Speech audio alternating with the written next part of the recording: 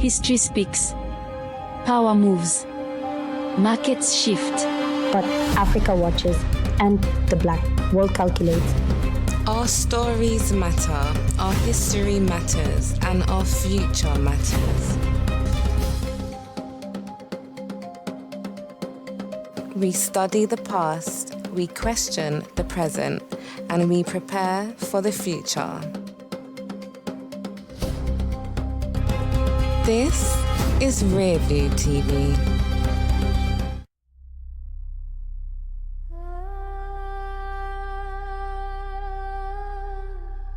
They weren't buried after they died. They were killed so they could be buried. Most people have never heard of this. Not because it didn't happen, but because it changes everything you think you know about power.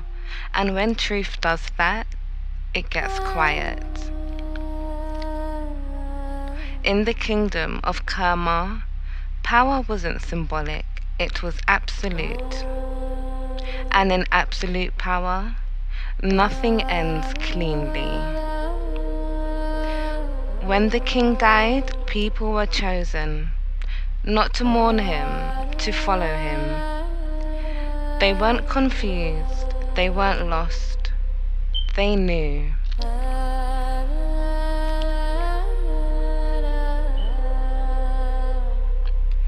But this wasn't just tradition. It was belief. A belief so strong, it decided who lived and who followed death. Excavations in the Kingdom of Kerma, led by archaeologist Charles Bonnet, revealed burial sites where entire groups were placed around a single ruler. This wasn't interpretation, it was evidence. They weren't buried after they died. They were placed, arranged, like they still belonged to him.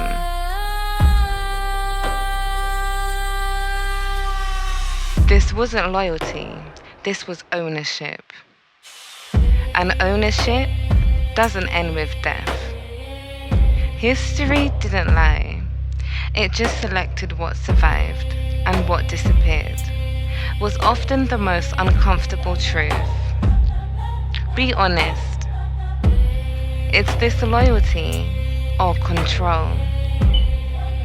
And the strangest part, this wasn't unique. Similar things appeared in more places than most people realize. What we know comes from archaeology, not stories passed down. Burial sites in ancient Nubia, especially at Kerma, show complex royal tomb structures.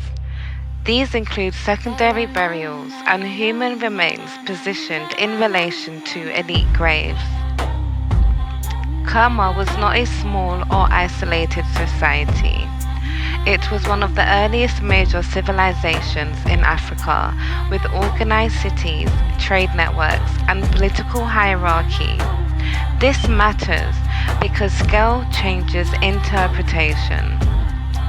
Archaeologists have debated these findings for decades. Some interpretations suggest ritual sacrifice, others suggest symbolic burial placement or later reuse of burial sites. But one fact remains consistent. The relationship between ruler and those buried nearby was intentional. In ancient states, power was not abstract, it was physical.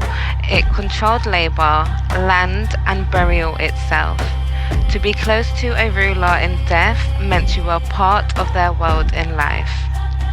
But modern eyes often misread ancient systems.